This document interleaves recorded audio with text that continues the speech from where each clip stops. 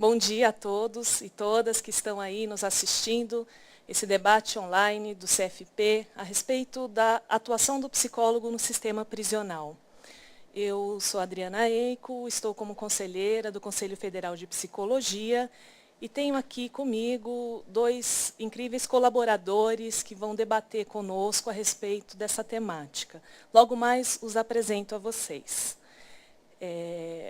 Este debate tem como princípio trazer um momento para que a categoria, em âmbito nacional, possa debater, discutir, refletir e avançar ainda mais nas questões postas no documento de referência que está sob consulta pública, documento este elaborado pelo conjunto de especialistas que foram referências na construção desse texto orientador. Os dois palestrantes aqui presentes, Márcia e Pedro, estiveram nesse contexto também. A consulta pública do documento de referência do CREPOP sobre a atuação do psicólogo no sistema prisional está validada, está valendo até o dia 15 de abril. Ou seja, vocês podem aproveitar, entrar no site do CREPOP, que é o crepop.pol.org.br, e acessar o documento que está sob consulta pública e encaminhar para nós as contribuições para que a gente possa acolher e, dessa forma, construir um texto ainda mais diverso, que reflita ainda mais as demandas da nossa categoria nesse âmbito de atuação. Tá? Estaremos recebendo, no decorrer desse debate online, perguntas, reflexões, comentários, e vocês podem encaminhar por e-mail para eventos@cfp.org.br. Tá, ok? No decorrer, então, do evento, eu vou lendo aqui e apresentando as questões que vocês encaminharem para nós. Bom, gente, vamos iniciar esse debate online. Quero apresentar aqui os dois colegas que estão comigo.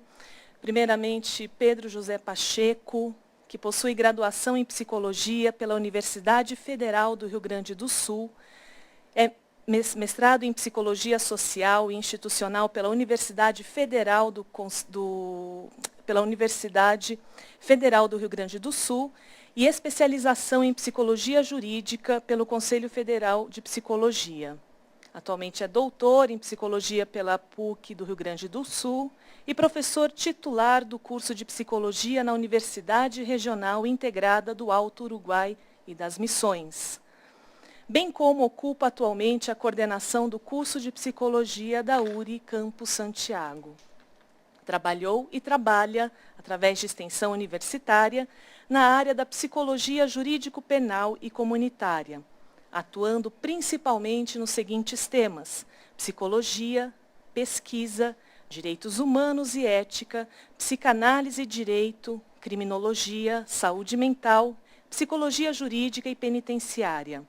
É conselheiro do Conselho Regional de Psicologia do Rio Grande do Sul, desde a gestão de 2007 e 2010, tendo sido presidente da Comissão de Direitos Humanos durante esta gestão. E atualmente compõe a gestão 2010-2013, sendo membro da Comissão de Direitos Humanos e também do Grupo de Trabalho do Sistema Prisional. Agradeço de antemão a presença do Pedro e, com certeza, as reflexões que ele irá trazer, que irá suscitar ainda mais um debate aqui a respeito da atuação do psicólogo no sistema prisional. Muito obrigada, Pedro. Aqui conosco também Maria Márcia Badaró Bandeira, mestre em Psicologia Social pela UERJ, especialização em Psicologia Jurídica também pela UERJ, é psicóloga da Secretaria de Estado de Administração Penitenciária, a SEAP, no período de 77 a 2009. Psicóloga da Secretaria da Educação da cidade do Rio de Janeiro, no período de 73 a 98, e foi psicóloga da Secretaria Municipal de Saúde na cidade do Rio de Janeiro, no período de 98 a 2001. É sócia fundadora da Associação pela Reforma Prisional. É pesquisadora, colaboradora do Centro de Estudos de Segurança e Cidadania da Universidade Cândido Mendes, no Rio de Janeiro, nas pesquisas Programa de Litigância da Área do Sistema Penitenciário e Arquitetura do Sistema Único de Segurança Pública.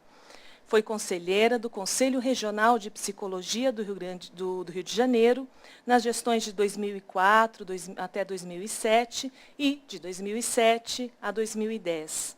Atualmente atua como psicóloga colaboradora do CRP do Rio de Janeiro, é revisora técnica da cartilha Diretrizes para a Atuação e Formação dos Psicólogos no Sistema Prisional Brasileiro, cartilha esta publicada pelo Ministério da Justiça e pelo Conselho Federal de Psicologia em 2007. Participante do Fórum Permanente de Direitos Humanos da Escola de Magistratura do Rio de Janeiro, tendo proferido as palestras Exame Criminológico, Desafio para os Direitos Humanos e a Psicologia na Execução Penal a serviço da repressão ou da garantia de direitos. É integrante da Comissão ad hoc do Conselho Federal de Psicologia para a elaboração das referências técnicas de atuação dos psicólogos no sistema prisional. Professora convidada do curso de especialização em Psicologia Jurídica da UERJ na disciplina Sistema Prisional e as Práticas Psi no contexto contemporâneo. Agradeço a Márcia pela presença, pelas contribuições, por sempre estar junto de nós nesses enfrentamentos, nessa luta cotidiana a respeito do processo de qualificação da atuação do psicólogo, da psicóloga no sistema prisional. Bom, para iniciar esse momento de debate, eu gostaria de pedir a palavra para apresentar alguns elementos que nos ajudam a compreender que contexto é esse, de um debate online que se pretende ajudar, que pretende trazer e suscitar reflexões a respeito da prática no sistema prisional. Este debate ele tem como grande objetivo provocar vocês aí para que possam contribuir com outros olhares, com novas sugestões, críticas, enfim, comentários a respeito do texto que está sob consulta pública. Tá? Então, nesse sentido, eu vou contar um pouquinho para vocês, primeiro, o que é o CREPOP, e que consulta pública é esta que hoje é alvo do nosso debate. Tudo bem? Vou utilizar aqui a projeção de algumas lâminas e, muito rapidamente, trabalhar com vocês algumas dessas questões. Ok. O CREPOP é o Centro de Referência Técnica sobre Políticas Públicas e Atuação da Psicologia nas políticas públicas. Ele surge em 2006, com o objetivo fundamental de conhecer as práticas da psicologia nas políticas públicas e também mapear, construir o georreferenciamento das políticas públicas e da atuação do psicólogo nesses contextos também. Tá? O CREPOP tem uma metodologia própria de execução de pesquisas, já foram realizadas diversas pesquisas. Atualmente, a gente está com este debate online a respeito da pesquisa de atuação do sistema prisional, mas outras pesquisas também estão sob consulta pública, o seu texto de referências. Uma nova pesquisa vai entrar em execução, ou seja, no contato com os psicólogos que atuam junto às pessoas em situação de rua, que é a nova pesquisa agora a ser realizada em 2012, só para contar para vocês um pouco da diversidade de políticas públicas e de como que a psicologia vai interferindo, contribuindo para a sociedade brasileira também. Tá? Essa metodologia se compõe de 3 circuitos. Vou rapidamente apresentá-los, mesmo porque estes dados, se vocês quiserem ter acesso, podem conseguir via o site do CREPOP, que eu já anunciei aqui, que é o crepop.pol.org.br. Lá vocês têm todas essas informações com mais elementos, com mais tempo, inclusive, para vocês conhecerem a metodologia. O primeiro momento é o momento do levantamento do campo, conhecer os marcos lógicos legais nacionais, os marcos lógicos legais regionais e conhecer a realidade de como que se realiza realmente aquele campo da política pública naquele segmento, naquele estado, naquele território. O segundo circuito é o da investigação da prática. Nesse sentido, é fundamental a participação dos psicólogos que atuam nesses contextos, nessas políticas públicas. É a pesquisa quantitativa, né? Acho que muitos do que aqui estão assistindo agora esse debate participaram dessa pesquisa no momento em que responderam o questionário online, tá? Participaram, muitos de vocês podem ter participado também da pesquisa qualitativa, que foi realizada por meio de uma roda, né, de uma pesquisa via grupo focal também. Estes dados oriundos das respostas dos psicólogos sobre a sua prática no sistema prisional foram tabulados, foram analisados e estão também disponíveis no site do CREPOP. E o terceiro circuito, que inclusive é aquele que nós estamos aqui hoje debatendo sobre, que é o circuito de produção de referências, ou seja, diante do conhecimento prévio dos marcos legais, de como funciona aquela política pública, diante do conhecimento de como que a psicologia se desdobra na prática, no exercício da sua função, no sistema prisional, em sua regionalidade, em sua diversidade, no georreferenciamento de sua prática, tá? O Conselho Federal de Psicologia convida alguns especialistas de referência na área, tema da pesquisa, para produzir textos orientadores que possam, portanto, servir de referência técnica para a atuação do psicólogo naquele contexto. É este o texto que está sob consulta pública, cujo prazo final é até o dia 15 de abril. Aqui um gráfico, não vou me ater a ele, mas um pouco para demonstrar para vocês esse fluxo da pesquisa, da metodologia do CREPOP. Tá? Nós estamos aí em suas etapas finais ali, tá? No momento de consulta pública e após esse prazo, vamos sistematizar todas as contribuições que aqui chegaram para a gente poder lançar o texto final de referência sobre a atuação do psicólogo no sistema prisional. Não vou me ater muito a essas questões, isso também consta no site, informações relativas aos marcos lógicos que referenciaram a produção desse texto que está sob consulta pública, marcos nacionais que foram utilizados como bases também para que pudessem, a partir deles, erigir uma discussão, um debate sobre a atuação do psicólogo, com todos esses referenciais do Estado Democrático de Direito. Outros marcos legais aqui colocados, afinal de contas, não é só a Lei de Execução Penal ou o Código Penal que pauta a nossa atuação no sistema prisional. São diversas legislações, interfaces com outras políticas que fazem e dão subsídios para a atuação do psicólogo nesse contexto também. O questionário que foi realizado, também vou passar muito rapidamente, porque isso vocês podem ter acesso aos dados pelo site do CREPOP. Essa lâmina acabou ficando muito fraquinha ali, a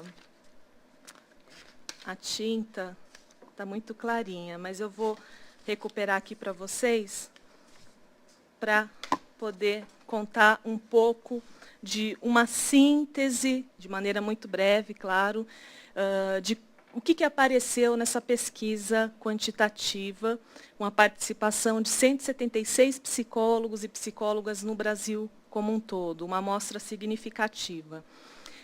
84% que responderam são do sexo feminino, 27,5% são adultos com idade entre 31 e 35 anos, 39,2% trabalha como psicólogo há mais de 5 anos no sistema prisional, O maior número de respondentes atua no estado de São Paulo, pelo menos foi aqui, o grupo que chegou com 23% número de respostas. 34,1% atua em política do sistema prisional, no máximo há 4 anos, e mais da metade, ou seja, 60,6%, à época tinha remuneração de até R$ 2.000, e apenas 6% ganham mais de R$ 3.000 ao mês. Estes são dados muito breves, né, mas que vão ajudando a caracterizar o perfil da nossa categoria também que atua no sistema prisional. Vou passar também muito rapidamente, gente, por essas tabelas que vão trazendo informações, aquelas que eu já apresentei para vocês por meio dessas porcentagens. Aqui só queria me fixar nessa, que são aquelas que já trazem referência mesmo à consulta pública do texto de referência que hoje vamos debater. Diante de toda essa pesquisa realizada, né, tivemos, a partir do início deste ano e até dia 15 de abril, um período em que os psicólogos e psicólogas brasileiras puderam discutir que texto foi esse apresentado, que proposta é essa de referência técnica apresentada. Tá? Muitos conselhos regionais realizaram debates com suas bases, com seus psicólogos, de modo a consolidar suas propostas, suas problematizações e encaminhar aqui para o Conselho Federal de Psicologia. Tá?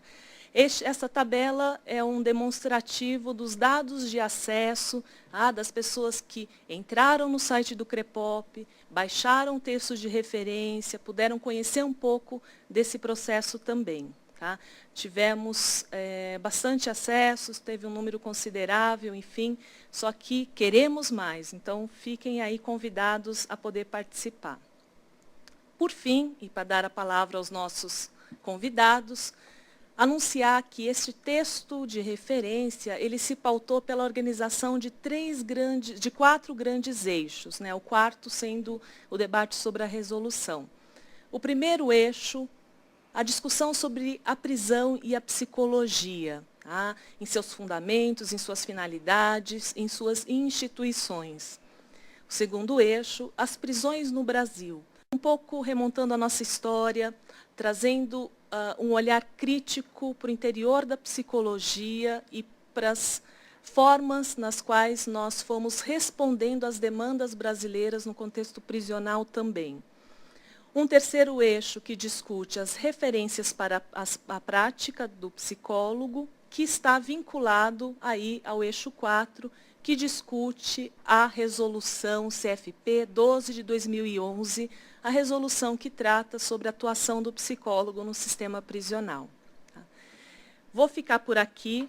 Meu papel era simplesmente o de anunciar e trazer um pouco desses elementos sobre a pesquisa do CREPOP. E vou passar a palavra ao Pedro, que pode trazer outros elementos que vão suscitar também reflexões aqui para a gente. Vamos lá, Pedro. Bem, primeiramente, agradeço o convite, né, de estar aqui discutindo essa temática. É realmente muito importante a gente poder estar aqui reunidos, né, junto com a Márcia, com a Adriana, que já estamos juntos há um bom tempo, né, para conseguir produzir essa documentação, essas referências, né, para a atuação do psicólogo no sistema prisional. Bem, quando se fala, por exemplo, quando se fala sobre essa temática, né, do psicólogo no sistema prisional, eu acho que primeiramente é importante fixar o que é essa realidade aí, porque a gente tem uma noção muitas vezes, principalmente quem não é da área, quem é o psicólogo que não conhece tão diretamente essa realidade, de que é possível transpor para essa realidade do sistema prisional, né, outras realidades, né, e não considera muitas vezes a especificidade desse espaço, né, que é as prisões e o trabalho do psicólogo dentro desses espaços, né? Então, acho que tem uma particularidade, uma especificidade do trabalho do psicólogo dentro das prisões, né, que é estar trabalhando com uma população, né, que está submetida e colocada muitas vezes há muitos anos, né, algumas pessoas até há décadas, passando até muitas vezes a maior parte da sua vida, nesse local que é um local, né, considerado mundialmente como um local que impõe um sofrimento psíquico muito exacerbado, né? Então, essa realidade do sistema prisional é uma realidade atípica, né? Eu acho que dentro da psicologia, como outras realidades também do trabalho do psicólogo, trabalhando com manicômios, né, com instituições, né, de adolescentes, infratores também, é uma realidade em que as pessoas que estão ali, elas têm um grau de adoecimento psíquico, um grau de sofrimento psíquico muito acentuado em função de estar ali, né? Então, não vou entrar no mérito se deve ou não estar ali, porque, em princípio, aí entramos em questões mais legais e jurídicas, né, e algumas problematizações no sentido realmente mais de pensar se essas pessoas deveriam ou não em função do crime cometido, né? Eu acho que não é essa a nossa temática aqui, porque as pessoas estão ali colocadas, né? Mas eu acho que é importante situar essa especificidade do campo, né? Que é um campo de uma dificuldade, de uma complexidade muito grande. Talvez até por isso, né, que a psicologia demorou tanto tempo, né, para olhar para esse campo, para essa realidade, até pela dificuldade, pela complexidade que é esse campo de trabalho, né? Felizmente, né, já faz aproximadamente uns 10 anos, né, que nós, psicólogos que viemos dessa realidade, que tivemos experiência dentro desses espaços, né, temos um espaço dentro do sistema conselhos também de discussão dessa temática, o que culmina hoje, nesse momento, né, do debate, de poder conversar com a categoria sobre essa realidade. Bem, dito isso, né, especificando, né, o campo como um campo de alta complexidade, um campo de uma dificuldade imensa de trabalho, né, teremos que então pensar o que é uma prática de um psicólogo dentro desse espaço, né? Então, uma prática do psicólogo dentro desse espaço deve considerar a questão, né, desse sujeito que está encarcerado em função de um crime cometido, né? Aí eu acho que é importante primeiramente pensar que qual é o conceito de crime que a gente está colocando aqui, né? Se nós pensarmos em crime como algo natural, né, algo que as pessoas, elas naturalmente ou essencialmente, elas teriam dentro de si uma grande possibilidade de realizar mais ou menos, dependendo de quem está falando, como algo mais da ordem individual ou da ordem dos transtornos, muitas vezes colocado na psicologia, nós temos uma determinada visão sobre esse sujeito e sobre a instituição prisional. Se nós pensarmos em crime sobre uma outra perspectiva, né, que não é exclusivamente do indivíduo, exclusivamente internalizado, né, a partir de determinado tipo de patologia, mas algo contextualizado, algo concretizado a partir de uma determinada realidade social e determinado momento histórico, nós temos uma outra perspectiva de sujeito, nós temos um outro olhar sobre esse sujeito e sobre a realidade prisional, consequentemente. Então, é em cima disso que se impôs esse debate, né, já há alguns anos, que é um debate em cima de que concepção de sujeito que nós estamos tratando aqui, né? Quem é esse sujeito que está ali, que cometeu determinado crime, né? E que concepção de crime e de prisão que nós estamos considerando nesse momento, né? Então, é em função disso que se deu, né, a construção, né, do debate, né, nesses últimos anos, que culminou, né, na Resolução 09, né, que marcou uma posição política bem clara, no sentido de direcionar a prática do psicólogo para um determinado tipo de concepção de sujeito, né, e questionando um lugar muito subserviente ou muito secundário do psicólogo dentro dessa seara, que é uma seara tradicionalmente do direito penal, né, é uma seara que é dominada praticamente pelas questões muito mais legalistas do que de outras abordagens, por exemplo, epistemológicas, éticas e outras questões mais amplas também, né? Então, é em cima disso que saiu a Resolução 09 e logo depois, né, teve que ser revista, né, em função de questões exclusivamente legais, né, que estava colocado nessa resolução, mas em termos epistemológicos e éticos, essa resolução ela teve um fundamento que se perpetuou, né, na 012. Né? Então, acho que a 012 ela marca, né, um lugar hoje da psicologia resgatando, né, e sustentando posições epistemológicas e éticas, né, que são bem claras, que tem a ver com isso que eu falei há pouco sobre, por exemplo, concepções de sujeito, concepções de crime. Né. Nisso até eu gostaria de fazer uma citação, né, uma referência, né, ao artigo 1º da 012, né, que fala sobre que em todas as práticas no âmbito do sistema prisional, o psicólogo deve respeitar e promover, né, por exemplo, na sua linha, na sua letra C, a desconstrução do conceito de que crime está relacionado unicamente à patologia ou à história individual, enfatizando dispositivos sociais que promovem o processo de criminalização. Né.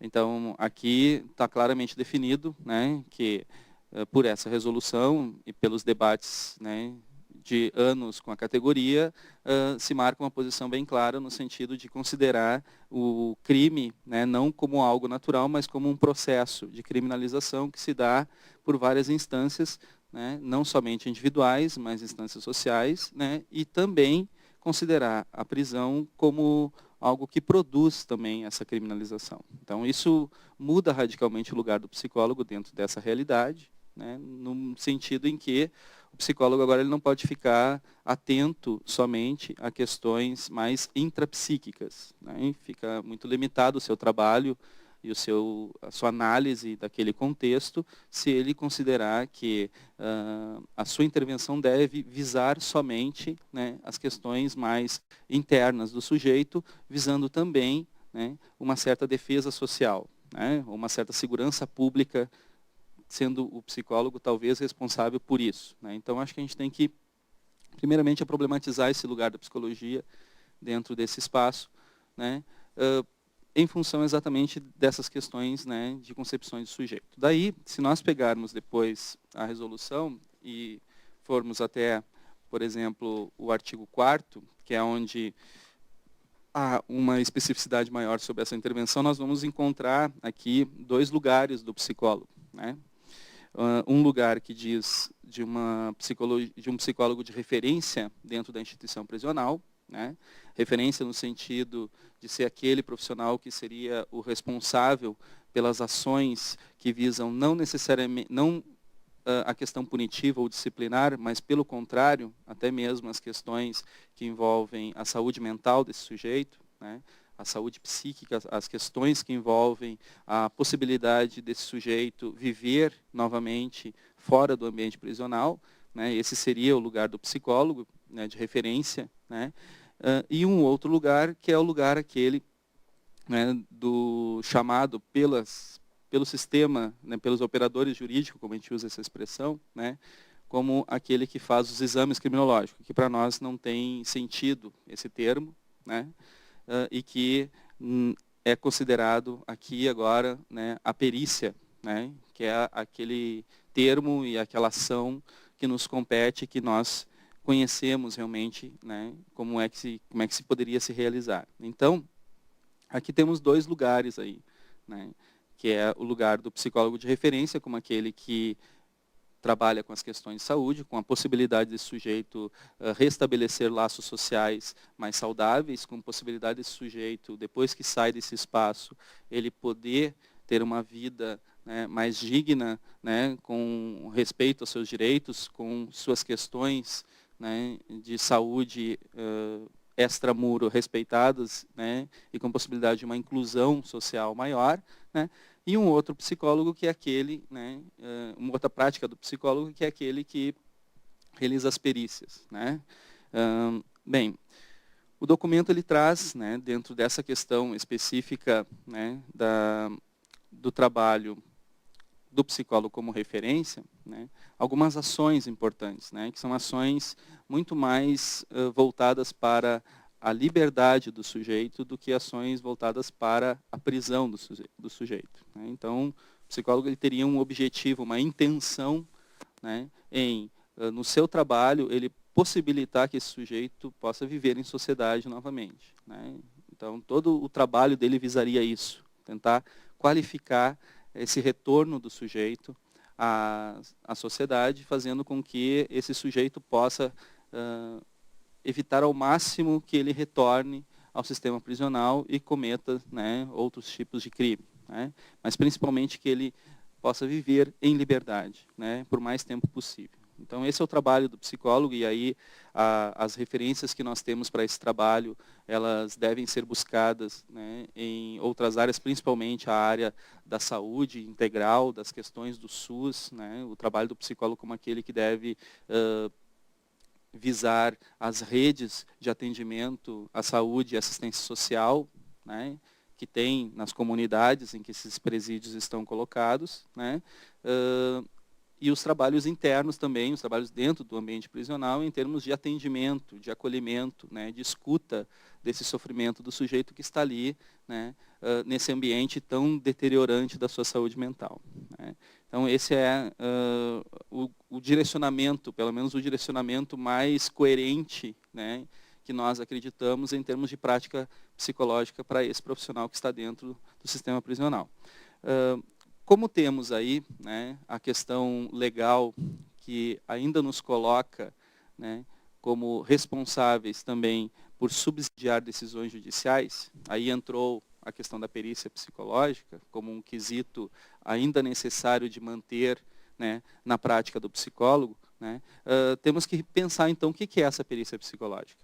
O que é feito e como é que é feita essa perícia psicológica, que a gente sabe empiricamente, né, pelas milhares de avaliações psicológicas, né, que sempre foram feitas dentro da realidade do sistema prisional, até porque até então era essa a única incumbência legal do psicólogo dentro dessa realidade.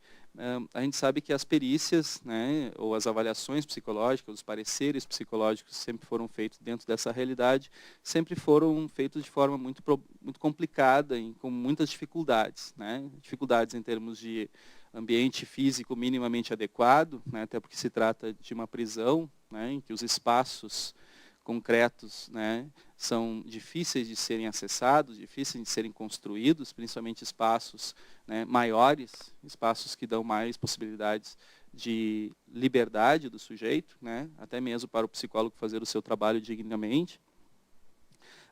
Até mesmo as referências de produção desse documento também, né, até mesmo baseado em que esses documentos, né, seriam subsidiados, a partir de que concepções de sujeito, né, que estariam colocados dentro da produção desses documentos. Então, isso também é uma questão muito complexa e problemática para nós psicólogos, né, que é sustentar, né, teoricamente, eticamente, epistemologicamente, metodologicamente, né, esses pareceres, né, até porque daí nós entramos em discussões teóricas, né, conceituais, que são também muito difíceis de serem abordadas, até porque a articulação da psicologia com a criminologia, ela sempre se deu de uma forma muito etiológica, muito visada a um positivismo, né, extremo e exacerbado, até porque se trata de questões de crime e violência, o que fez com que as referências que sustentam esses documentos sempre foram referências muito difíceis de incluir questões que transcendessem a questão meramente individual, as questões meramente de personalidade, ou as questões meramente intrapsíquica, né? Então, nós temos aí também uma dificuldade, né, na produção desses documentos, né, baseando eles realmente no que consideramos que eles devem ser baseados, que é a contextualização desse sujeito nesse espaço, né, em que ele está inserido. Então, nós temos uma dificuldade, até mesmo do ponto de vista epistemológico também, porque teremos que ascender aí a uma discussão, né, teórica e conceitual que nos colocaríamos até de uma forma contraditória, né, contrária, na verdade, né, ao que o sistema prisional ele apregoa desde que ele foi criado, né. Então, acreditamos que esse é o lugar do psicólogo, né, que faz esse tipo de documento também, né, que se é para fazer esse tipo de documento para subsidiar decisões judiciais, que se problematize, então, o que é essa realidade prisional, né, o que essa realidade prisional ela ocasionou para esse sujeito, o que ela suscitou em termos de produção também de sofrimentos, né, e de dificuldades desse sujeito poder viver em liberdade, que isso seja apontado também nesses documentos, até para o próprio sistema e os operadores que agem dentro desse sistema possa também olhar para essa outra questão, que é a sociedade e o sistema prisional como aqueles que também potencializam as questões criminais, né? Então, a perícia ela teria que ter muito esse embasamento, né? Hoje a perícia ela teria que ser muito sustentada em cima dessas referências, né, de fazer com que as pessoas olhem para a realidade prisional como uma realidade que gera determinado sofrimento e gera também, né, o processo de criminalização. Então, também não é somente uma resposta, né, a uma pergunta feita. Também tem questões mais operacionais da realização dessas perícias que devem ser respeitadas para uma prática realmente eficaz e ética do psicólogo, que é, por exemplo, baseada em quesitos, né? Primeiro é cobrar, né, desse que pede essa documentação, que geralmente são os juízes das varas de execuções penais, que eles sustentem o pedido, né, dessas perícias, né? Isso está até mesmo na súmula 26, isso está até mesmo nas legislações que tratam do assunto, que todo pedido de qualquer tipo de avaliação psicológica dessa ordem criminal tem que ser justificado, tem que ser sustentado, tem que ser motivado, tem que ter isso, né? Então isso é também uma incumbência do psicólogo, ele solicitar essa justificativa do pedido. Outra é também ele solicitar, né, os quesitos, né? Os quesitos que são, né, o que as pessoas que estão pedindo a avaliação elas querem saber, né?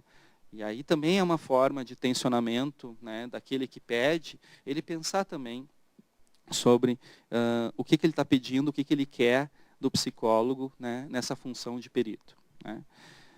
Bem, enfim, a minha ideia aqui era trazer algumas contribuições no sentido assim, de problematizar, de trazer algumas reflexões sobre a Resolução 12. Né? Novamente, agradeço muito esse espaço. Né?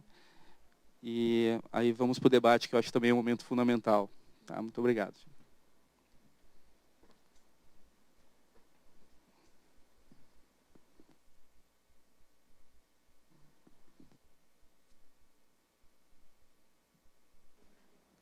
Bom, obrigada, Pedro, pelas contribuições. Eu acho que você nos convoca para essa reflexão, né? O que significa atuar num contexto, numa instituição que hoje, atualmente, elege o Brasil como a terceira nação mundial que mais encarcera no mundo. Que é trabalhar na instituição que promove essa exclusão e que significa, né, que o sujeito que ali se apresenta, que é o nosso atendido, ele sintetiza todos esses processos de marginalização social, né, de desassistência de políticas públicas, enfim, como que quais são esses níveis de complexidade da nossa atuação. Tá? Quero registrar aqui para vocês que estão se conectando agora, estamos no debate online do CFP sobre a atuação do psicólogo no sistema prisional. E atualmente estamos com 1.100 pontos conectados. E vocês que estão aí nos assistindo podem enviar suas reflexões, perguntas, mensagens para o e-mail eventos@cfp.org.br. Tá? Mencione o estado, a região também, para a gente poder ter esse registro da diversidade nacional que vem chegando aqui também de questionamentos e de mensagens. Vou passar a palavra agora a Márcia Badaró, outra grande colega que também contribuiu conosco na produção desse texto, assim como o Pedro, e a Fernanda Ottoni, que não pôde estar presente, eu não fiz o registro disso no início do evento, contudo, ela nos ajudou, esteve presente e trabalhou muito também com toda essa equipe na elaboração do texto. Então, um agradecimento especial à Fernanda Ottoni, que hoje está desenvolvendo um trabalho importante lá no município de Belo Horizonte e não pôde estar aqui conosco. Vamos lá, Márcia.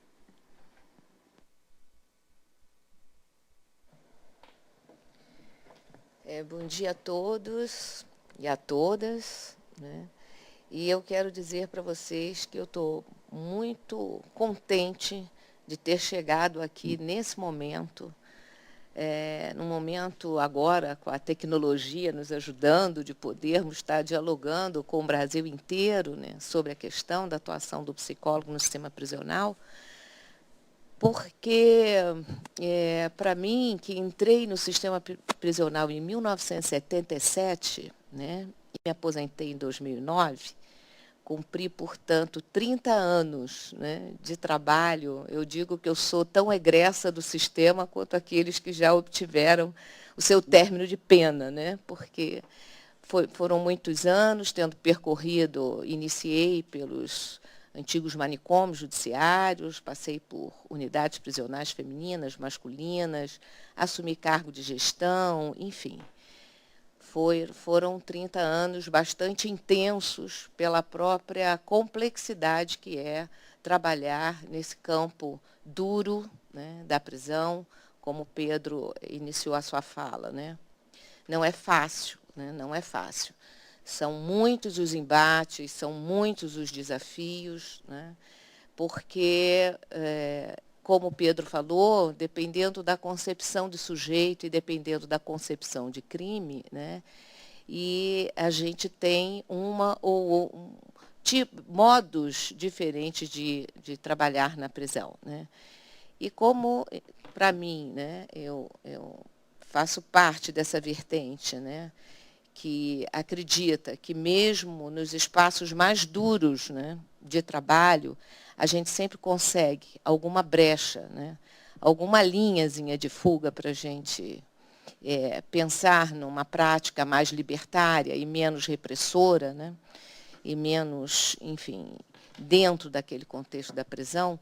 Então, eu fico muito satisfeita de ver que hoje a gente tem assim, uma visibilidade, né, desse campo de trabalho, porque não são só os presos que estão invisíveis e tudo que acontece com ele lá dentro é invisível para a sociedade, né?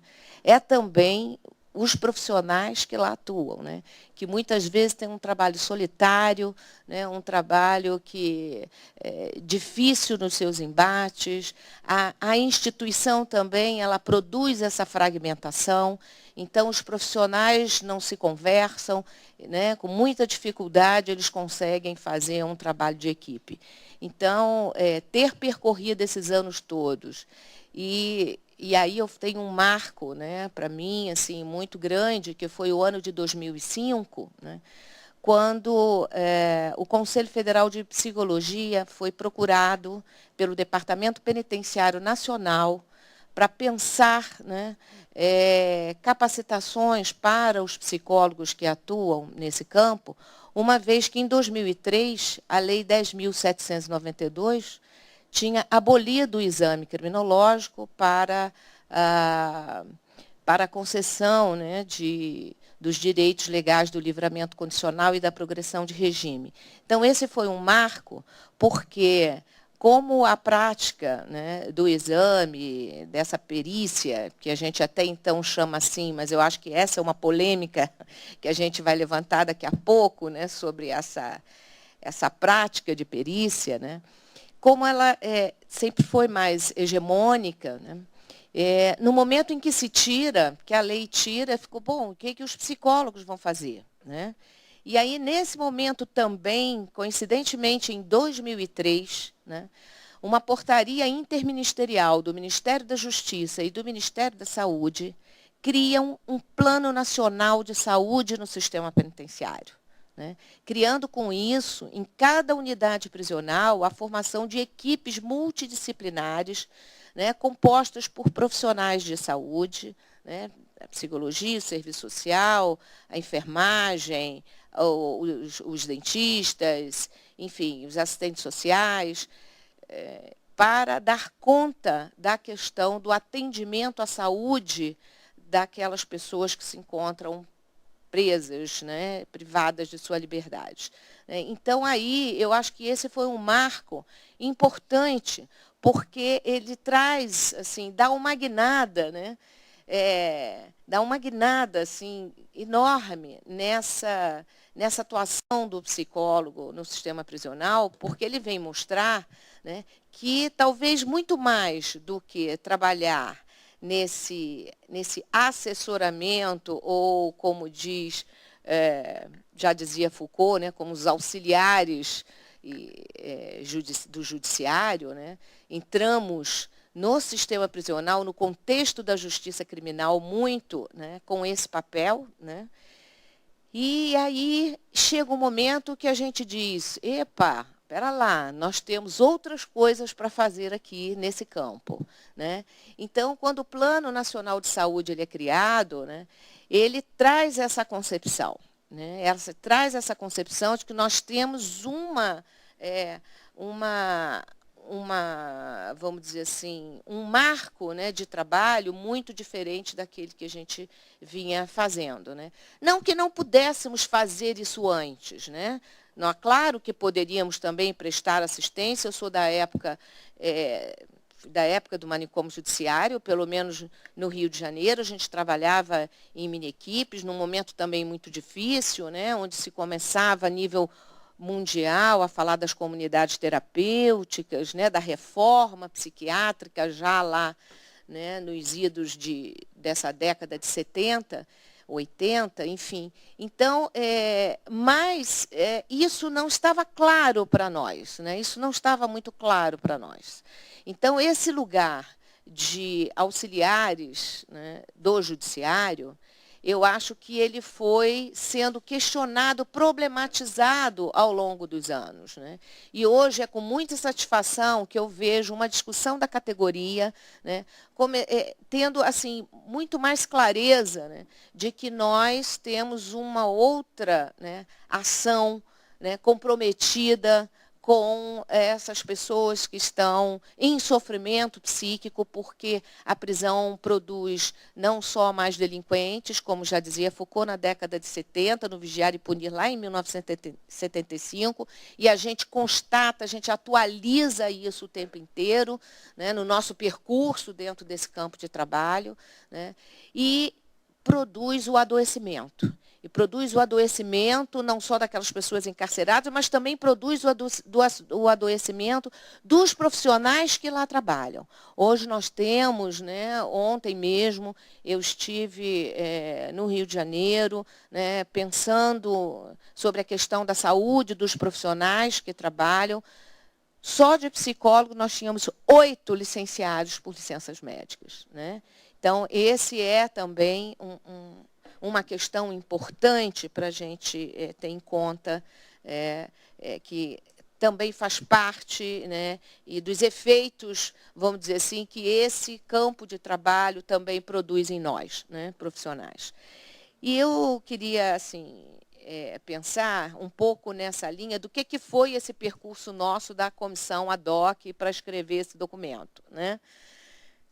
Eu também tinha participado da construção, como até a Adriana fez a referência, né, das referências da cartilha, né, da cartilha sobre as atribuições do psicólogo no sistema prisional brasileiro, que foi consequência dessa discussão que já aconteceu em 2005, quando foi realizado o primeiro encontro nacional de psicólogos que atuam no campo do sistema prisional, né, promovido pelo Conselho Federal de Psicologia e o Departamento Penitenciário Nacional.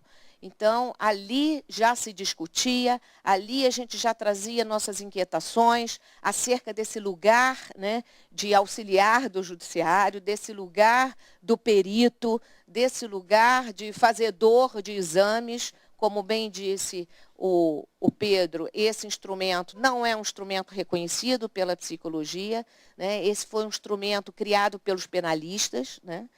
Então, essa é uma questão que a gente se coloca, e quando a gente criou a Resolução 09, a gente lutou para que não mais fizéssemos, né, o exame, né?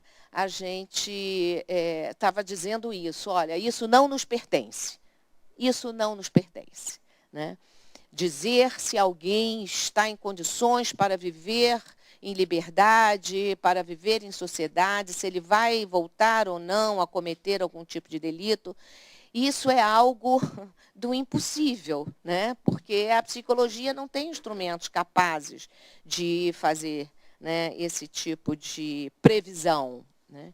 Então, assim, quando a gente já discutia isso, né, nós, quando nos reuníamos para fazer esse trabalho, tinha acabado de acontecer uma pesquisa, né, do CREPOP junto aos psicólogos do Brasil inteiro, né, e onde essa pesquisa concluiu, nós temos aqui, pelas considerações finais da pesquisa, né, um dado interessante, quer dizer, todos os psicólogos que responderam a essa pesquisa marcavam, né, a dificuldade que era de estar numa frente de trabalho, né, mais voltado por ações que promovessem mais a potência de vida do que a mortificação daquelas pessoas, né? Práticas mais libertárias, práticas onde pudesse haver espaços, né, de reflexão, espaços de enfim, de pensar daquele sujeito, né, desse outro olhar para esse sujeito, em que ele pudesse se ver diante das suas ações e pudesse repensar outras possibilidades de vida, né, para ele. Então, nesse momento, o que a pesquisa do CREPOP vai dizer, que foi a pesquisa de 2006, né, que, apesar de tudo isso, né, os psicólogos ainda lutavam com muita dificuldade, e aí muito mais de caráter individual, ou seja, aquelas pessoas que estavam numa unidade onde a administração era uma administração mais, vamos dizer assim, menos dura, né? Entendendo que se podiam fazer outras práticas além da questão da contenção, da segurança, era possível fazer alguma coisa, né, mais próxima da prevenção e do cuidado e da atenção à saúde, né? Outros em unidades superlotadas, né? Nós temos unidades com 2.000, 3.000 presos, né? Porto Alegre está com quantos? 5.000 presos no presídio central, né? Ou seja, é impraticável, né? Então, hoje, há uma discussão também, né, inclusive pelo pessoal da criminologia crítica, pelo pessoal, inclusive, das outras áreas, né, que envolvem a criminologia crítica, que é uma área muito transversal, né, a quem serve esse grande encarceramento, né? Então, continuamos naquela discussão. Para que servem as prisões? E nós, que somos profissionais, que estamos nesse campo, se não tivermos uma leitura crítica sobre isso, né, a gente vai continuar a olhar para alguns exames que ainda são feitos e perceber que ainda, infelizmente, temos colegas dizendo que as pessoas ainda precisam ficar mais tempo na prisão porque não estão devidamente ressocializadas. Ainda encontramos isso em pesquisas de laudos e pareceres, né? Então, é um momento que a gente tem que pensar, nós temos uma diversidade enorme no Brasil de inserção dos psicólogos nesse campo, temos uma diversidade enorme de práticas, né? Então, é o momento da gente criar referências, não se trata de dar receitas e dizer como cada um terá que trabalhar, porque a gente tem uma diversidade muito grande, mas criar referências técnicas no sentido em que eu posso hoje, amanhã, enfim, estar entrando para trabalhar nesse campo de trabalho, mas com um olhar mais crítico, com um olhar não tão sobreimplicado, né, que é a noção da sobreimplicação, do sobretrabalho, do ativismo, que é a noção que o Lurot traz para a gente tão bem, né, que é cada vez fazendo mais e atendendo mais e mais aquelas demandas sem nenhum olhar crítico sobre elas, né? Aqui eu estou, né, me prestando, a que demanda eu estou atendendo, né? E pensar de que lugar, né, eu estou executando a minha prática. Então, eu acho que esse é um momento importante para todos os psicólogos. Eu fico muito contente de ter esse número de acessos e quero mais que as pessoas participem disso, nos perguntem, porque nós não somos donos da verdade, nós estamos aqui para trocar com vocês, a gente quer construir essa referência em conjunto com vocês, porque esse é um momento importantíssimo, né, de dar visibilidade, como eu falei antes, ao nosso trabalho, a esse campo duro, porque eu não sei se eu vou conseguir ver o dia em que não tivermos mais prisões. Esse é um sonho que eu tenho, de um dia não termos mais prisões e a sociedade há de encontrar um outro meio de resolver os seus conflitos. Porque se a prisão ela surgiu no século XIX, né, ela historicamente é recente, vamos dizer assim, né, nós estamos há 2 séculos, aí 19, 20, 21. Então, se ela foi criada e produzida num dado momento histórico, né, para atender determinadas necessidades, né, de um certo contexto político, social, econômico, ela também pode deixar de existir e a gente conseguir resolver os nossos problemas de um outro jeito. Eu espero, não sei se vejo isso, mas, enfim. Mas enquanto essa prisão existir e nós estivermos lá, né, é a hora da gente pensar com que olhar, né, nós vamos estar nesse campo de trabalho, com que práticas a gente vai estar assim, preocupados e desenvolvendo enfim, nesse espaço. Então, assim, eu estou muito ansiosa para ver o debate e ver quais são as perguntas que os colegas vão estar nos dirigindo, e estamos aqui à disposição para isso, para construir junto com todo mundo. Obrigada. Márcia, eu que agradeço suas contribuições. Com a sua fala, eu me lembrei de uma frase do Dom Quixote, Miguel de Cervantes, que ele coloca assim: só padece de solidão aquele que se isola das lutas de seu tempo. E você ressalta muito na sua fala exatamente como que o psicólogo pode se vincular a essa luta, né, que está em curso, que o processo histórico está aí, está nos mostrando, está nos apontando, e como que essa luta se coletiva, né, se coletiviza, né, como que essa luta não pode ser enfrentada nesse isolamento, nesse trabalho que se dá num cotidiano de falta de vinculações, ou um cotidiano realmente que vai deixando o psicólogo à mercê, né, de toda uma instituição que está fadada ao fracasso, como o Foucault bem anunciou, né.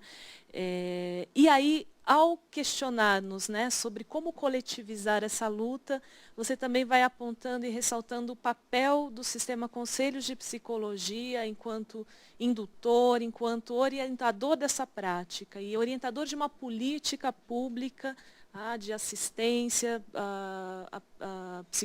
psicológica, de assistência à saúde mental e à saúde no contexto prisional. E fundamentalmente chamando, nos convocando para construirmos juntos essa prática emancipatória, essa prática que é possível e que já está ocorrendo, né, em muitas unidades, em muitas realidades também dos psicólogos. Eu acho que a palavra que você traz da visibilidade é um termo-chave, né, que nos ajuda nesse debate também. Muito obrigada, Márcia. Bom, estamos aqui, já estamos recebendo, né, questionamentos, reflexões e mensagens. Você que quer mandar para a gente a sua mensagem, a sua pergunta, envie para o e-mail eventos@cfp.org.br, tá? Que estamos aqui disponíveis agora para dialogar ainda mais com vocês. Tenho aqui alguns avisos antes de passar para as questões que já estão chegando aqui para a gente. Primeiro que crescemos os pontos de acesso, os pontos conectados. Temos agora 1.200 pontos conectados e isso vai refletindo com certeza o alcance, né, desse debate nesse Brasil, um debate tão importante, enfim. Quero deixar como aviso aqui para vocês também Primeiro, este ano, 2012, é o ano que a psicologia brasileira, enquanto profissão, comemora seus 50 anos, né? Essa comemoração dos 50 anos da psicologia brasileira se dará por diversas atividades, diversos eventos. Um deles, né, se não o mais grandioso, né, que está sendo organizado, é a segunda Mostra Nacional de Práticas em Psicologia, que já está com a segunda etapa de inscrição de trabalhos aberta. Então, vocês que atuam, né, no sistema prisional, que têm práticas inovadoras, ou que estão também atuando em outros contextos, enfim, que podem trazer contribuições, relatos, experiências, inscrevam seus trabalhos. O período vai até dia 31 de maio de 2012, e essas inscrições podem ser feitas gratuitamente pelo site mostra.cfp.org.br. Convidamos vocês a aproveitar essa nova chance, porque abriu esse novo momento de inscrição, e participar conosco nessa segunda mostra. A segunda mostra será realizada de 20 a 22 de setembro no Anhembi, lá em São Paulo, município de São Paulo. Tá, ok? Então, participe da segunda mostra. Uma outra atividade que também comemora os 50 anos da psicologia brasileira, os 50 anos de profissão no Brasil, é a edição especial da revista Psicologia, Ciência e Profissão. Estamos recebendo artigos que podem ser enviados até o dia 30 de abril de 2012. Maiores informações vocês encontram no site do Conselho Federal de Psicologia, www.cfp.org.br. Bom, vou passar aqui as questões que recebemos. Uma delas veio encaminhada para mim, mas acho que pode também ter aí contribuições de vocês, Pedro e Márcia. Um questionamento que foi encaminhado aqui do Distrito Federal mesmo. Tá? O seguinte, dizendo que há uma atividade, um trabalho de sensibilização, tá, voltado aos agressores no CIR, aqui no Distrito Federal. E que é fundamental o trabalho de uma rede de apoio externo, né, para receber essas pessoas que estão fazendo parte desse atendimento, no intuito de continuarem o acompanhamento e realizar uma terapia aprofundada, um serviço psicológico que faça esse acolhimento, né? E também, né, alia-se a isso uma peculiaridade. Psicólogos da saúde que estão lotados em presídios e psicólogos policiais que fazem o exame criminológico aqui no Distrito Federal estão sendo convocados cada vez mais a realizar essa prática, tá? De modo que há o entendimento de uma sobrecarga dos psicólogos da saúde, como o Pedro bem coloca, desses psicólogos de referência do atendimento do sentenciado, da pessoa presa, estão sendo sobrecarregados com pedidos de relatórios, né? Que saídas, que encaminhamentos, que respostas o Conselho Federal e o Sistema Conselho de Psicologia pode dar a esses questionamentos? Bom, primeiramente, eu acho que é fundamental resgatar o que os palestrantes aqui já trouxeram, né? Da importância de que esse trabalho psicólogo não se dê de maneira isolada. É um trabalho que deve se pautar sempre, né, por uma atividade multiprofissional. A questão de dar visibilidade a essas práticas, de construir redes, é fundamental. Tá? Ou seja, esse trabalho de encaminhamento só é possível à medida em que as políticas de interface, as políticas públicas que estão atravessando o contexto de vida daquele que é o meu atendido, daquele que está comigo, que eu presto serviços da psicologia, né? Na medida em que essas políticas também vão se aproximando. Né? Fato que esse sujeito, em geral, é um sujeito de múltiplas e de diversas desassistências que foram provocadas no decorrer de sua história de vida. Então, o resgate, o chamado resgate do laço social, como a gente vê de maneira bastante pontuada no texto de referência técnica que está sob consulta, é também uma chamada, é uma maneira da gente compreender essa chamada ao psicólogo, à equipe, de produzir, né, de produzir esses pontos de contato com as outras políticas, com as outras equipes que atuam no serviço social, na assistência social, que atuam nas políticas de saúde, nas políticas de educação, né? Como que elas podem contribuir, como que a gente vai construindo, enfim, essa rede. Tá? É fundamental, sim, o papel do sistema conselhos na medida em que vai promovendo espaços para que esse debate seja suscitado, na maneira também como pode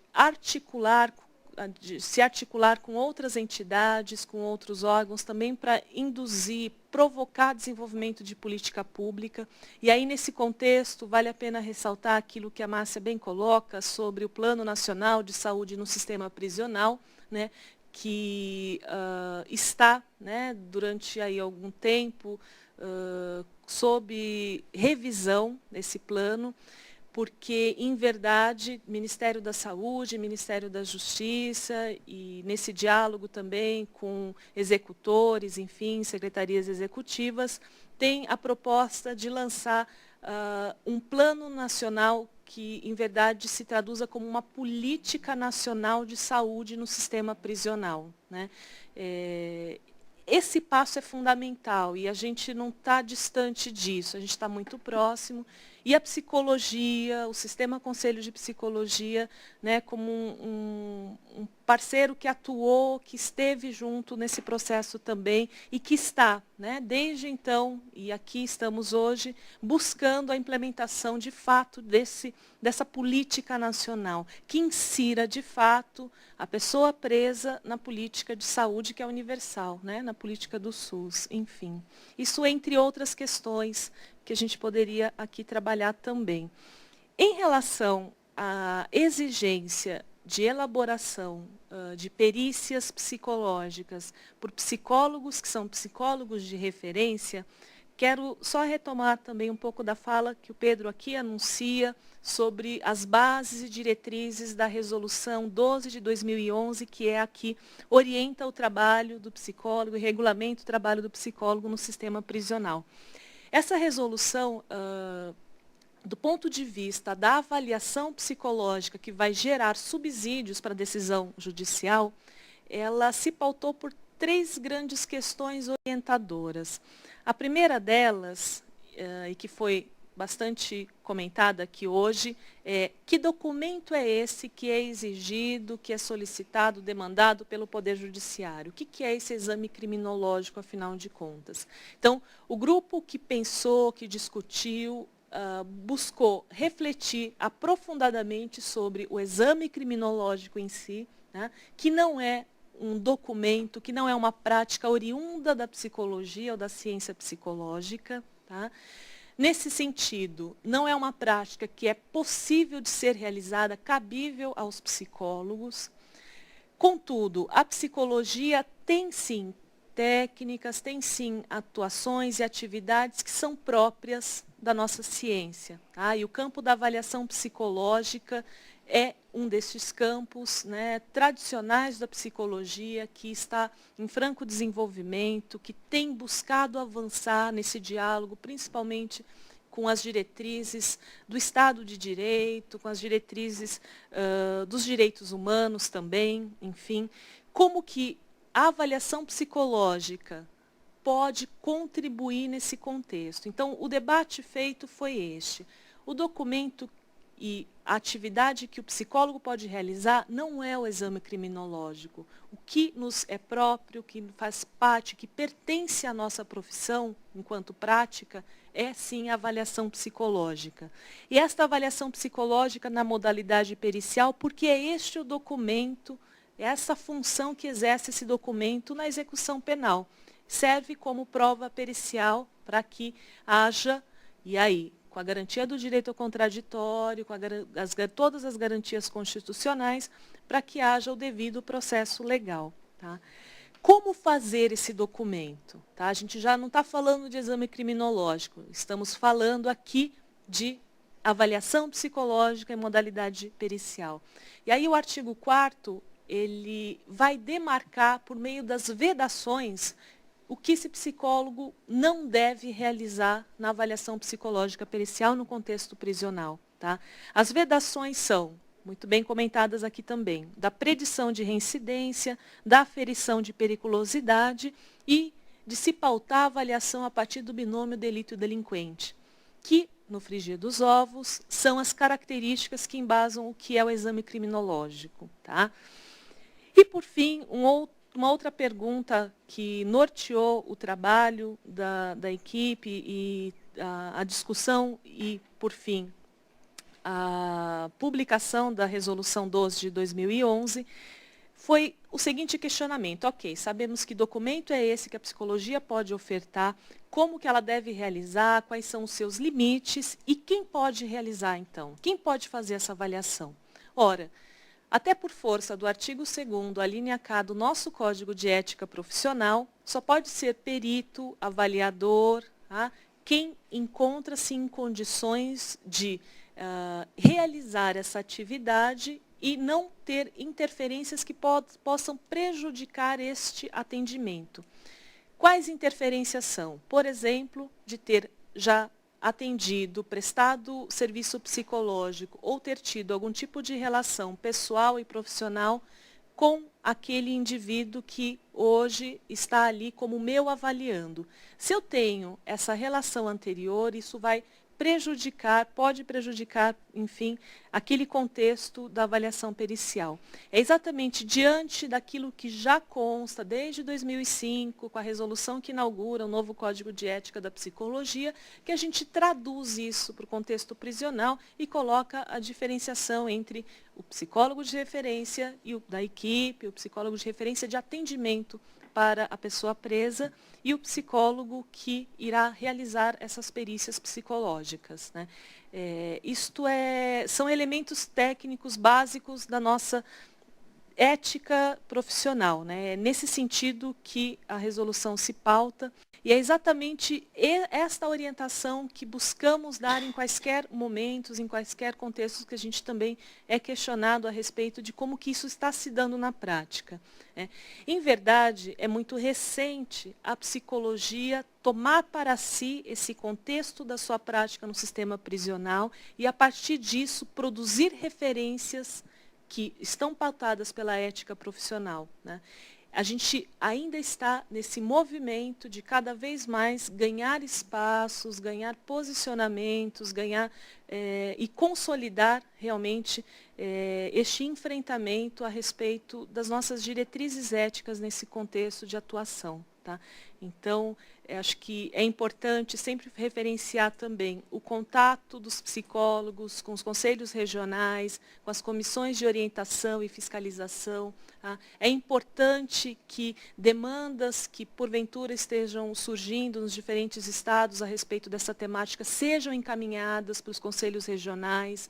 Para o Conselho Federal de Psicologia, a gente tem um canal, que é o canal da ouvidoria, no site cfp.org.br, vocês encontram os canais tanto via telefone, 0800, e-mail, que vocês podem também encaminhar os questionamentos, que isso vai nos ajudando, inclusive, a conhecer como que se tem dado na prática o desdobramento dessa resolução, que vai pautando o debate, pautando a atuação do psicólogo no sistema prisional, e também vai dando subsídios para que possamos levar e encaminhar ações mais efetivas do ponto de vista institucional mesmo, do sistema Conselhos de Psicologia. Tá ok? Eu vou passar para os outros convidados também comentarem seus questionamentos, suas perguntas, e podemos voltar a esse tema também a respeito dos seus comentários, tá bom? Eu recebi algumas questões aqui, eu vou tentar responder algumas delas. Né? Primeiramente, tem um colega que coloca: a determinação judicial de atendimento psicológico como pena consegue cumprir com seu papel para a saúde do apenado? Bem, primeiramente, com relação a essa questão, acho que a gente tem que pegar e questionar essa determinação judicial de atendimento psicológico. Né? Aí tem que se fazer um trabalho realmente de contato com os juízes, né? Eu sou da época lá, 10 anos atrás, em que praticamente a gente não tinha nenhum contato com juízes, né? E só via o juiz quando ele ia lá uma vez a cada semestre, às vezes no presídio. O que eu acho que hoje tem que acabar, essa realidade, né? Eu acho que não é mais possível que nós, psicólogos que trabalhamos dentro dessa área, a gente somente receba documentos, né? E não converse com quem está encaminhando os documentos, que não tenha contatos com os juízes, né? Nas grandes capitais eu sei que isso é mais complicado pela quantidade, né, de trabalho, pelas demandas também que os juízes têm. Né? Muitas vezes no interior é um pouco mais simplificado esse contato com os juízes, mas, primeiramente, o que um juiz quer quando ele determina um atendimento psicológico? Né? O que ele está querendo? Qual é a demanda dele? O que ele espera desse atendimento psicológico? Né? E aí, quando a gente vai conversar com os juízes, e a gente faz isso de vez em quando, né? A gente percebe que tem desde juízes que têm uma intenção realmente punitiva, né, e pena num sentido retributivo, né, de tomar a psicoterapia como pena, realmente, existe até mesmo essa intenção colocada por muitos juízes, né, e por uma questão até ideológica, né, por outras questões de concepção de sujeito aí implicadas, e tem também juízes que não têm, muitas vezes, a mínima noção do que é um atendimento psicológico, né, ou não tem uma noção realmente precisa sobre o que é esse espaço, e acha que o atendimento psicológico em si mesmo, ele é eficaz, ou ele é bom para aquele sujeito de alguma forma, né.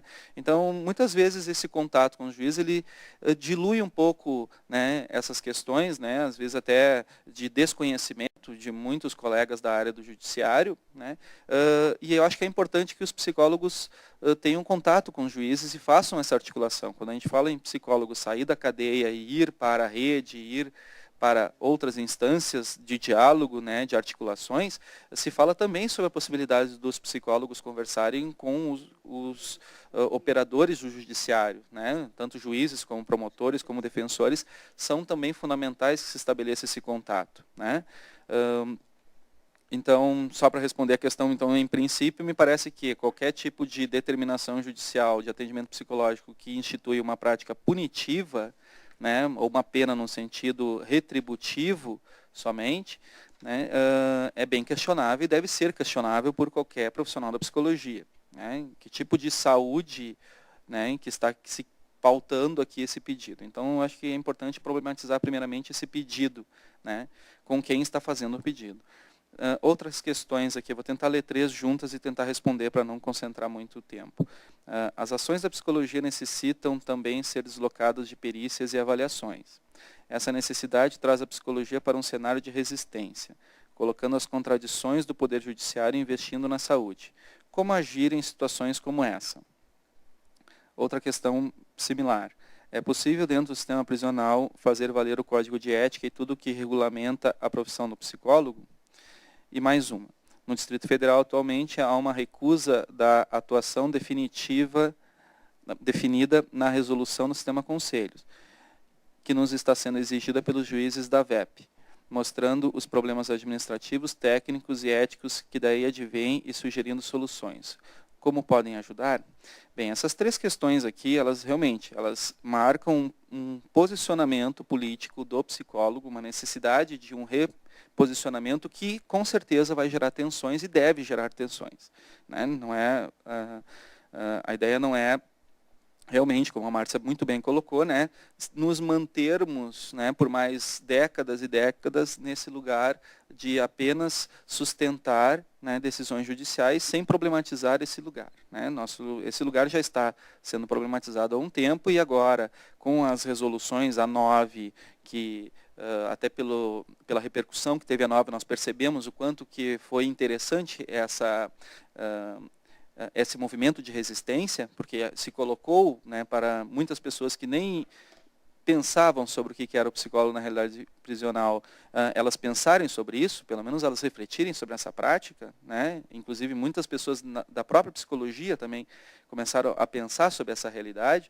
Então, acho que a resolução 9 e a 12 agora, elas têm um objetivo também. E não é só um objetivo de normatizar uma prática profissional, né? Mas especificamente nessa realidade prisional, né, é também fazer com que algumas mudanças necessárias ocorram, porque não é mais possível que nós, psicólogos, a gente se submeta apenas a esse trabalho, né, de fazedor de laudos, né, que é um trabalho de manutenção, na sua grande maioria das vezes, né, dessa realidade que é altamente deteriorante para as pessoas que nós estamos atendendo, né, as pessoas que estão presas. Então, não é possível que nós, psicólogos, né, hoje a gente ache que isso não é uma questão realmente a ser questionada e problematizada.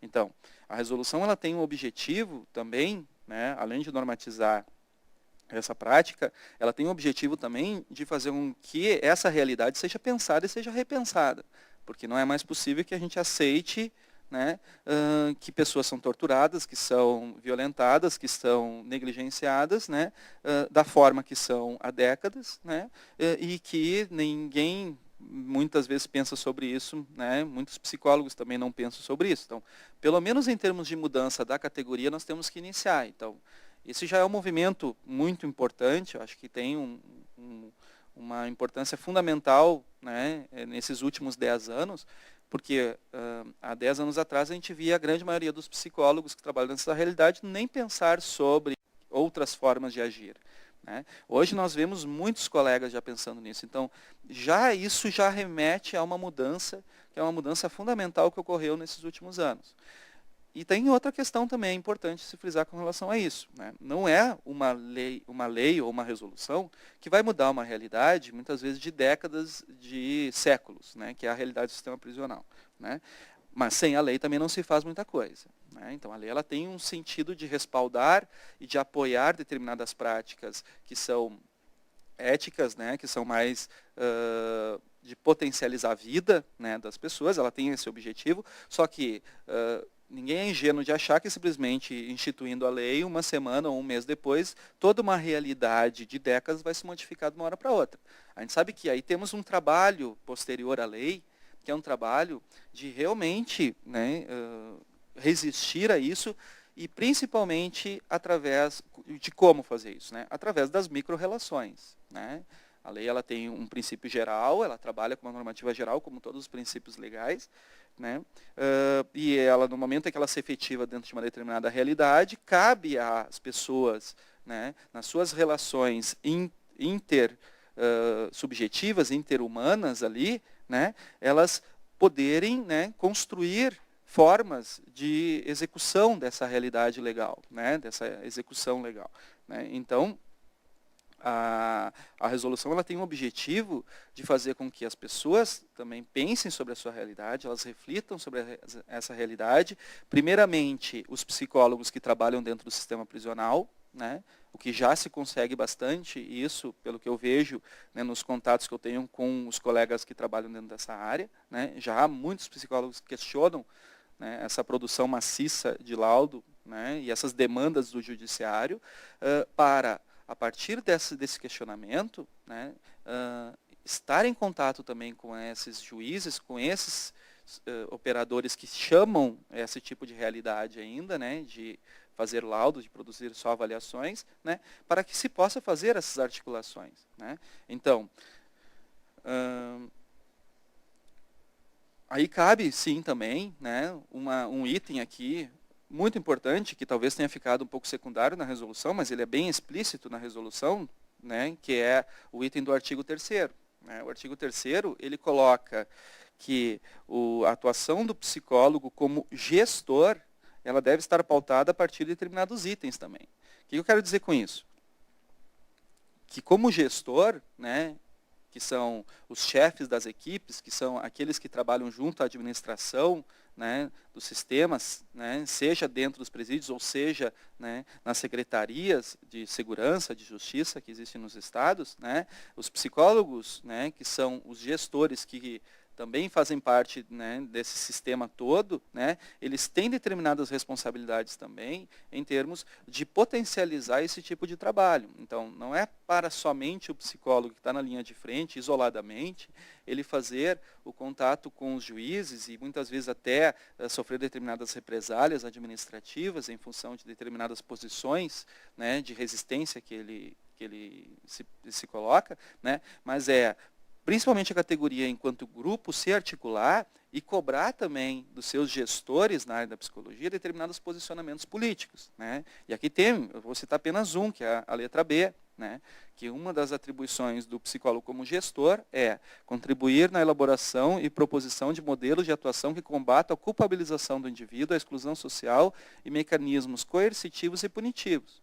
Então, se tem uma determinação judicial que está visando a questão da culpabilização individual, que está visando algum tipo de mecanismo coercitivo ou punitivo, como nós já vimos, inclusive no Rio Grande do Sul, teve até uma discussão há pouco tempo sobre psicólogos fazendo avaliação para indulto, né, o que é até legalmente, né, é equivocado, mas determinados juízes ou administradores que solicitam a posição do psicólogo para indulto, que tanto o psicólogo como seus gestores, eles possam se colocar aí como num diálogo com essas pessoas que fazem a solicitação para tentar mudar essa realidade, né? Mas também ninguém é ingênuo, novamente eu coloco, de que essa realidade ela vai se modificar de uma hora para outra, porque era uma realidade que não é só de um tempo histórico, de muito tempo, mas é uma realidade que também fere determinados valores sociais mais punitivos, mais maniqueístas, né, mais individualistas, que é o que rege muitas vezes a nossa sociedade também fora do ambiente prisional e, consequentemente, lá dentro também, né? Então, eu acho que era isso, né? Vou passar para não monopolizar tanto. Obrigada, Pedro.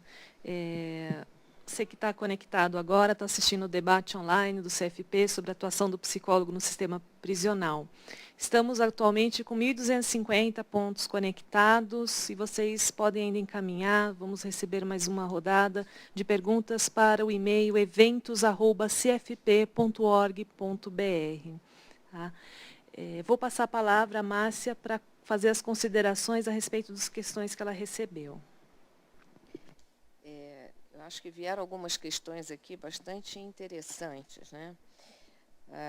Assim, eu gostaria até que as pessoas, ao encaminharem, digam de onde estão falando, de qual estado, situar para a gente assim, já para a gente ter uma noção do que está acontecendo também, né, nos outros estados.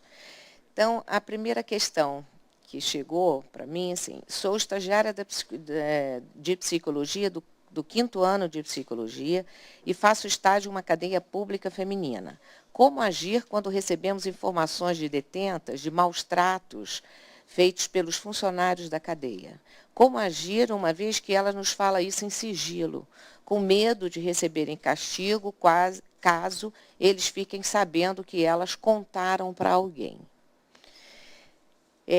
Isso me remete a várias experiências desse tipo, né, que eu vivi pessoalmente dentro das unidades prisionais, né? Isso acontece assim diariamente. E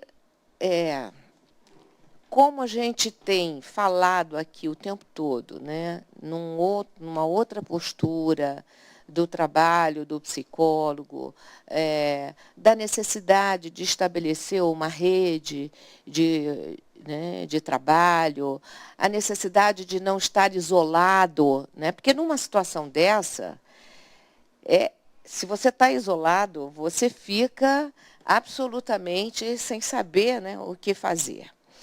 E quando a gente toma conhecimento, quando a gente tem assim, uma visão mais política, né, da nossa prática dentro desse campo, a gente pode pensar em acessar outros caminhos, né? Eu trabalhei em unidade feminina e ouvia muitas queixas, principalmente das mulheres quando voltavam da visita do regime semiaberto, né? E como elas diziam, usavam essa expressão, do esculacho, era a expressão que sofriam, né, no retorno à unidade, né, feito pelos funcionários, pelos agentes penitenciários, enfim. E eu não quero aqui crucificar os agentes, porque também tive grandes parceiros no meu trabalho do pessoal da área de segurança. Mas isso era um caso grave. E aí, assim, eu acho que a gente tem alguns mecanismos, né, que a gente pode acionar Não você, mas poder instrumentalizar essas pessoas para que elas também possam se empoderar dos recursos, né, que elas podem, se elas têm famílias, né, se têm ouvidorias, né, do sistema prisional, se tem as comissões de direitos humanos da OAB,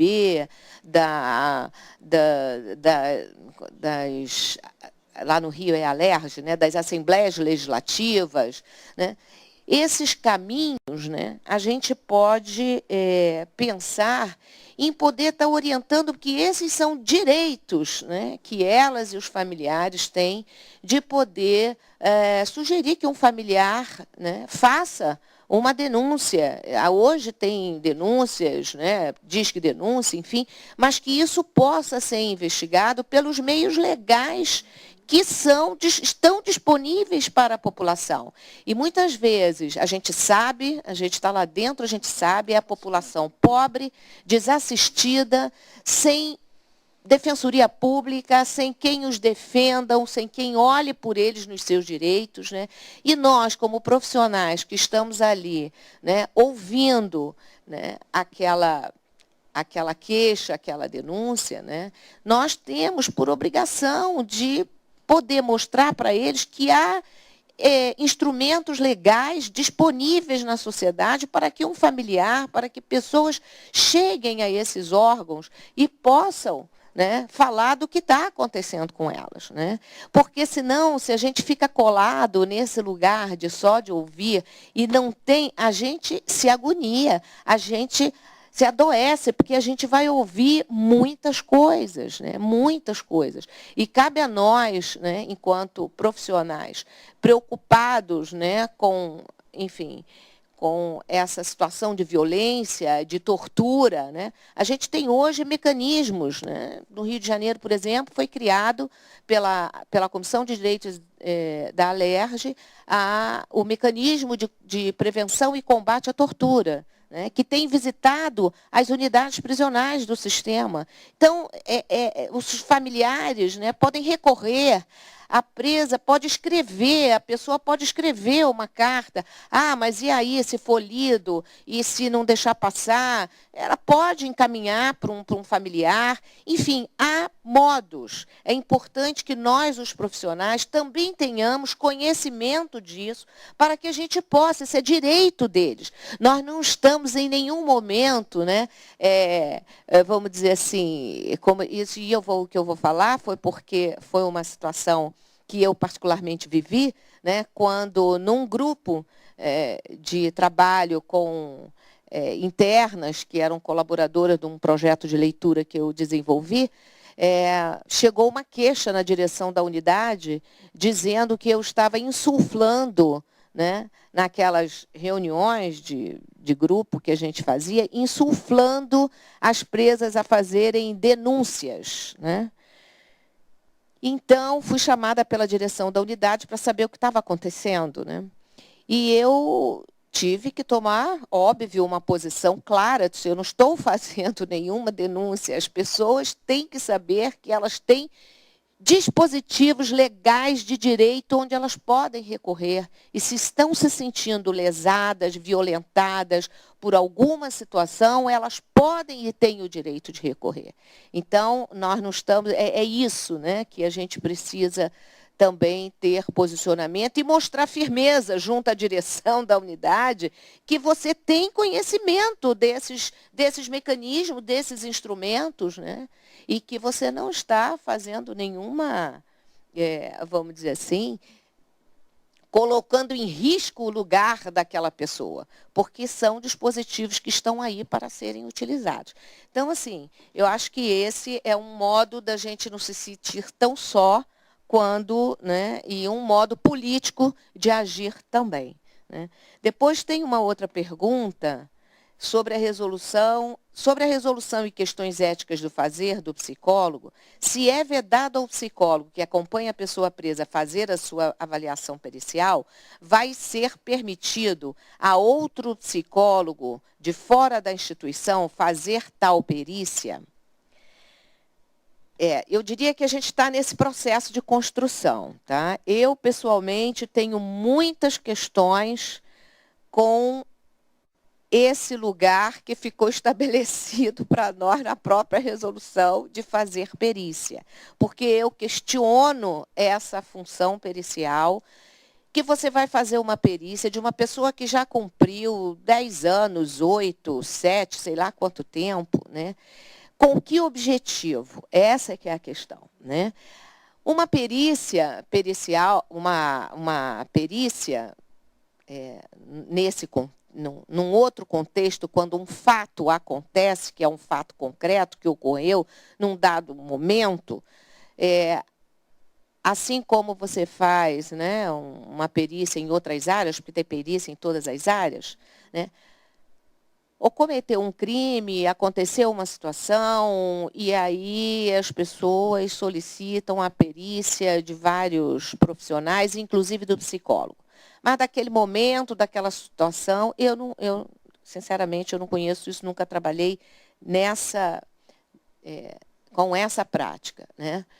Mas eu fico me perguntando qual é a perícia que vamos fazer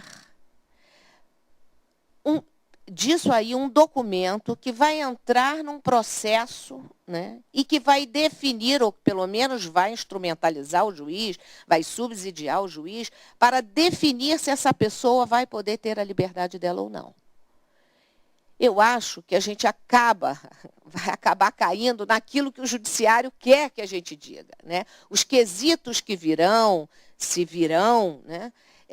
No fundo, o que o judiciário tem mostrado ao longo do tempo é isso. Eles querem uma garantia se eles podem colocar aquela pessoa em liberdade ou não. Então, essa garantia continuará sendo impossível para a psicologia dizer. Então, eu não sei que perícia vai ser, qual perícia vai ser essa. Enfim, nós estamos num momento de mudança.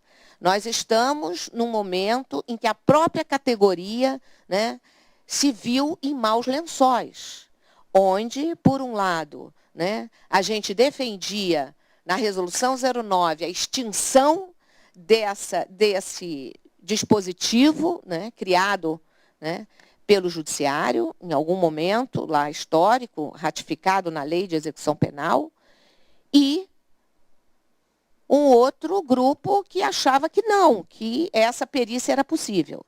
Então, a bola agora está com a nossa categoria. Eu acho que muito mais do que o embate com o judiciário. Então, é esse o processo que a gente vai ter que continuar nessa discussão.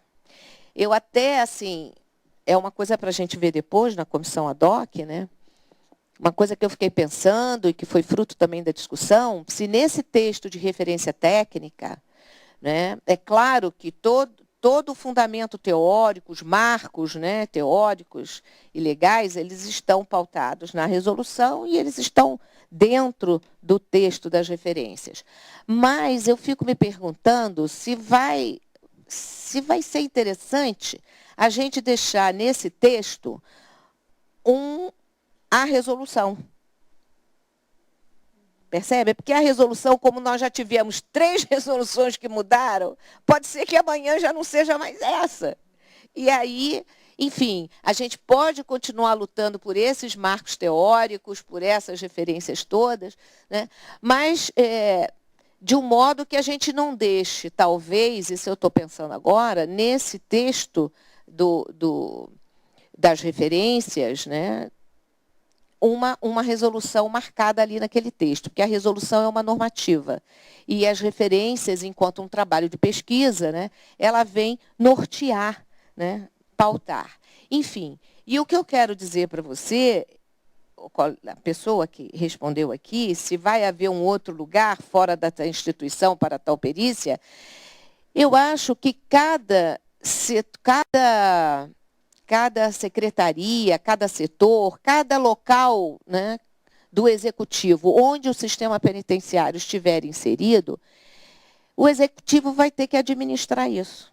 Vai ter que criar alguns dispositivos ali, alguma outra forma de organização para que os psicólogos que prestam assistência nas unidades prisionais, não sejam os mesmos que façam a perícia. Agora, onde vão ficar alocados esses profissionais, eu não sei. Aí o executivo vai ter que, enfim, né, administrar isso. Né?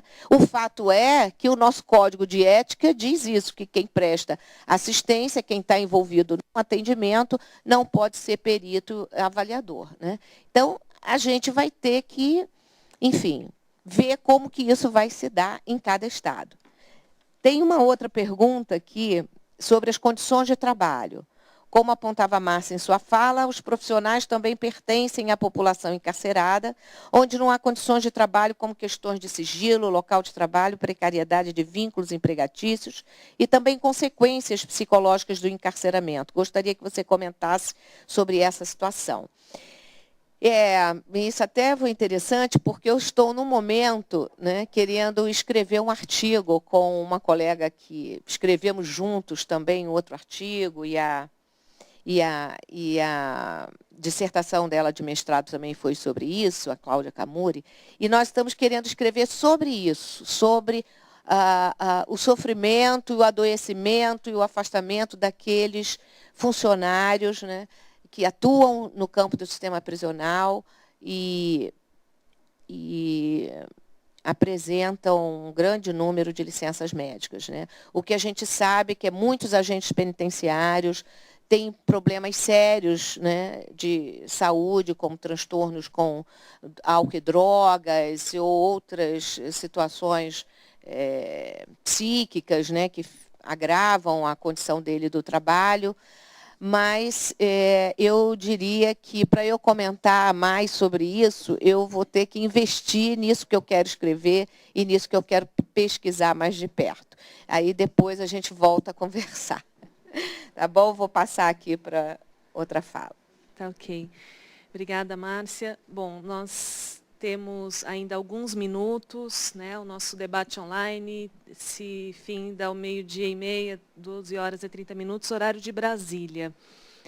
Chegaram aqui várias questões, eu vou procurar atender essas questões lendo, caso não seja possível, por conta do horário, terminar a exposição e debater todas elas, já conferi aqui com o grupo, a gente vai se comprometer a respondê-las por escrito, tá? Para que vocês possam também ter depois o acesso desses debates e das reflexões que a gente vai produzindo também. Duas questões de um teor muito próximo chegaram, uma aqui do Distrito Federal, de alguém relacionado ao CRP, né, 01, da Comissão de Direitos Humanos, Edmar Carrusca. A reforma psiquiátrica teve como marco a extinção do manicômio, a extinção do hospital psiquiátrico e teve o protagonismo dos usuários. É possível pensar num sistema substitutivo ao sistema prisional? E podem os psicólogos serem os protagonistas dessa mudança? E o professor, mestre Rafael Figueiró. Sou de Natal, Rio Grande do Norte, e ao ouvir vocês, penso na dificuldade que tem sido produzir saúde ou potência de vida nos presos, dentro de um espaço absolutamente violador. Não seria a hora de pensar a prática do psicólogo voltada para a militância política por uma sociedade sem prisões? Como tem sido essa militância a nível do Brasil? Vocês possuem algum conhecimento sobre outras alternativas ao encarceramento em outros países, por exemplo? Bom, essas questões acho que mereceriam um outro debate online. Fiquei muito feliz quando li essas perguntas, porque nos dá condições de avançar ainda mais aqui na nossa reflexão a respeito mesmo de que horizonte é esse que a gente se coloca. Tá? Nós estamos agora com 1.320 pontos de conexão, estamos crescendo, pena que temos tão pouco tempo, mas vou tentar aqui enfrentar também as outras perguntas para que vocês possam fazer as considerações finais. Luana Jerônima, que é psicóloga do CPP, também do Distrito Federal. Nessa legislação de saúde no sistema prisional que a Márcia Badaró citou, em forma de uma equipe da saúde para atuar dentro do presídio. Informa que um psicólogo vai atuar para cada 500 presos. Tendo em vista que nem todos são aptos a trabalho em grupo e no contexto, não considero que seja o tipo de atendimento mais adequado, Como melhor atender essa demanda? E por mais que seja feita a psicoterapia em grupo, às vezes é necessário um atendimento individual. E outra questão que chegou. Sou psicólogo de uma unidade prisional no Mato Grosso, Cuiabá. Gostaria de encaminhar minha pergunta também para Márcia Badaró. Pergunto se ao realizar o trabalho de perícia é recomendado que o psicólogo tenha um local específico de trabalho dentro de uma unidade prisional ou que se constitua uma equipe de avaliação para atuar em mais de uma unidade. Questionamento que já foi, de certa forma, respondido pela pergunta anterior. No Estado, também estamos vivendo uma prática mais pericial por falta de profissionais, embora estejamos cadastrados no CNES. Estamos questionando essa situação junto aos gestores e com o apoio do Conselho de Psicologia. Vou pedir, então, para que vocês possam fazer considerações, ainda que breves, a respeito desses questionamentos, um de ordem mais de fundo, né, de política e mesmo de movimento, né, para alcançar esse horizonte mais amplo, e esses outros questionamentos a respeito da atuação do psicólogo na esfera do sistema prisional. Tudo bem? Eu vou fazer algumas considerações mais gerais, até pegando o gancho aí das primeiras duas questões dos colegas que colocam a articulação com uma posição mais política, né? Eu não acredito que alguma prática da psicologia seja apolítica ou ahistórica, né? Eu não acredito nisso. Eu acho que toda ação ela é política porque ela envolve relações de poder, né?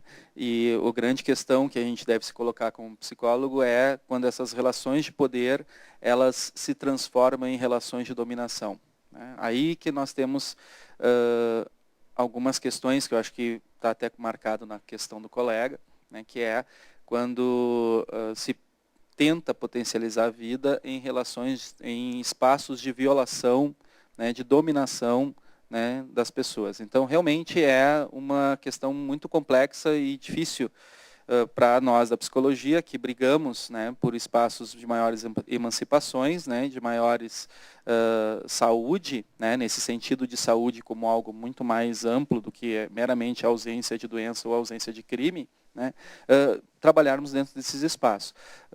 Acredito que a psicologia ela está sendo uma ciência uma ciência-profissão que está, né, se posicionando dessa forma. Um exemplo disso foi o evento no Rio em 2008, né, quando o evento estava marcando uma posição clara, né, em termos de fim das prisões. Era essa posição que foi marcada nesse evento, tanto que o próprio palestrante que estava, né, que não é da psicologia, que é o Nilo Batista, que abriu o evento, ele reverenciou o lugar da psicologia como praticamente a primeira área do conhecimento, né, que marca uma posição tão clara pelo fim das prisões, né? Então, isso já aconteceu em 2008 e eu acho que esse é um movimento que está colocado dentro da psicologia, até mesmo pela questão da reforma psiquiátrica, que também foi um movimento muito encabeçado pela área da psicologia e que fez com que se redefinisse não necessariamente só as práticas, né, de intervenção com relação à loucura, mas a própria concepção de loucura, né, ela foi